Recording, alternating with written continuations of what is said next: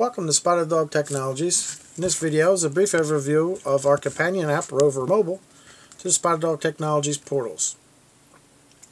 In this app, this is the summary screen that your app will automatically open up to upon receipt of a call. You'll see it real quick and real easy. You'll see that what the call information comes from your CAD, the address of the call, what is the call, and who is responding, who's out of service, and who's already at the station. Will automatically be displayed on there. And this is a live update, and everything it shows on this screen also shows on the portal side that's accessible from any internet browser. To make ourselves responding, we simply just touch the responding button, and that will place you in a responding state. Your name, your qualifications will display, and your time and where you're going. As this here, you say I hit my number 1 preset is responding to the scene. And you see that my preset had a minimum of 5 minutes, and it automatically updated me as soon as the satellites acquired my device. Right now, if I were to switch over to the map display, either by touching the map or touching the map button, okay, and would take us right over to there. If we wanted to actually see the people who are responding, you'll see as I move the screen away, here I am over here, okay, and each one of your users. And if you have apparatus that have tablets that have a Wi-Fi connection, they will also display live when they're in a responding state.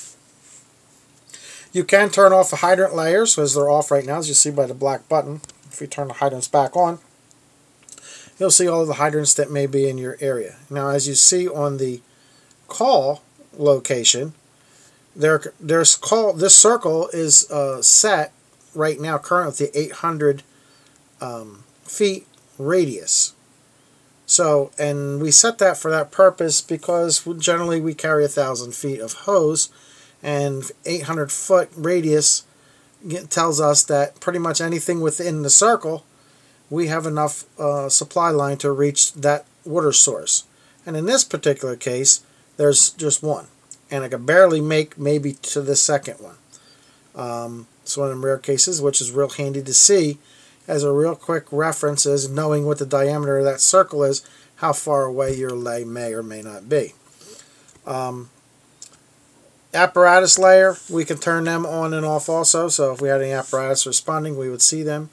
All of our maps are Google Maps, okay, and you can simply go, you can hit the satellite view if you wish, okay, and if you'd rather have a satellite view, it's also zoomable by pinching and squeezing, okay, or hitting the plus or minus button. You also have, like any other Google map, where you can grab them in and get a street level view if the Google has been in your neighborhood.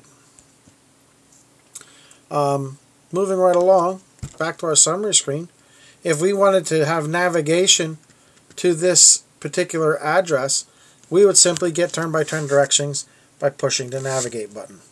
That'll open up the onboard navigation that's native for the device that you've selected to be the navigation for your device that you're on. Okay, this one here is using Waze, W-A-Z-E, and it'll automatically populate the address in. There's no more further need for you to go and type in the information on Waze. It's just a couple simple taps, hit go. Okay, and there's your turn-by-turn directions and your estimated time and distance you are currently away from the call. Go back out of this. I'll shut that down. We'll go back to our app. You'll see the pre-plan button. Pre-plan button is white in color right now, which means when we touch that, there is no pre-plans in the designated distance that we've set by the administration. Administrators get to set the distance how we want to show pre-plans in, and that really depends on your local that you're in. If you're in a more rural area, we may expand. You may want to expand the distance on your pre-plans, and if you are in a more urban area, you may want to narrow that distance to give you a little bit better accuracy on the pre-plans. If we go up to the alarms tab, a couple things that we can see here right away is that all of our alarms, in the order that we receive them, will be displayed here. So if multiple alarms were come off, for example, storms and stuff like that, you were dispatched to, you can go down to whatever one you were dispatched for, and touch that one. For example, if we go down to this one right here, you will see that our pre-plan is turned black now, which tells us that there are pre-plans in the vicinity of this call location. So if we tap that, it'll show us all 158 meters away from the current call location. We have a pre-plan. Now, touching that pre-plan will actually open up the pre-plan, whether it's a PDF file, whether it's a website link that you may have uploaded into the system, and we can certainly display that there. If we go back to the Alarms tab, we can post an alarm, and this is not all members have this capability. You get to choose who has this capability on the messaging side, who can send messages, who can send alarms. And for those folks who can do that, the people that can send alarms can type in the address and the alarm text and dispatch yourself, your station. This will activate all of the apps, send text messages and emails to all the members within the department, and the bulletin board at the station. If you want to send a message, click on our messaging tab. Okay, and we can send a bulletin board message. Okay, and we can send personal messages. Right now we're displaying bulletin board messages.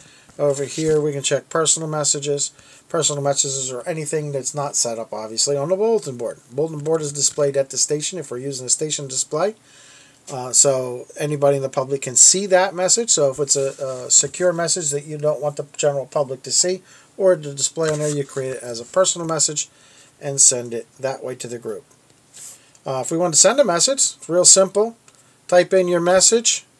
Okay, pick the group you want it to go to, whether you want to send it to all the registered users or subscribers in the system, or you want to send it directly to any group that you create. You can have as many groups and as many folks in each group that you desire.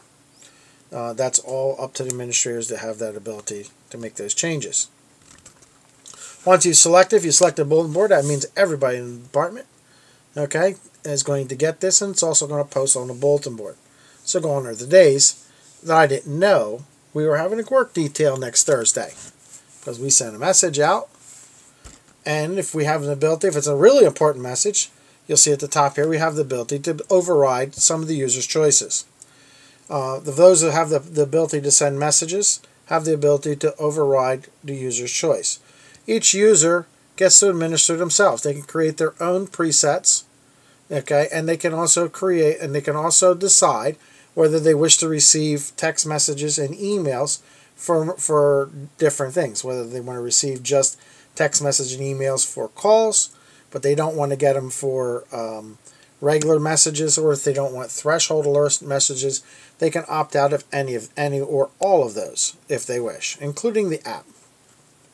So that's all personalized, and that's by each individual user has his choice.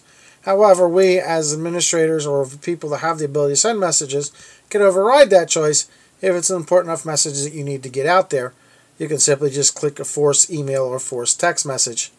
No override is the default for this. We also have at the very top of the screen, you'll see two buttons, RC and AH. By default, they are set for recall, RC, and AH is all hands. A real quick and easy way for those that have the ability to send messages, have the ability to send those quick messages. Those quick messages you do have the ability to make those quick messages anything you want them to be. So if you didn't want a recall button and you wanted it a go get me a soda button, that's what it can be. It can be simply anything you wish, and that's changed by administrators. Have the ability that you get to choose who they are. Some other things that we have, if we go in our actions menu, we'll go to our settings. There's a myriad of alerts that you can pick. For example, for messages, we wanted to have the same one as the standard tone. There's your standard minute or 5-pager. Or if you want to make it different, continuous tone. There's a myriad of different ones in there. make each one different if you wish.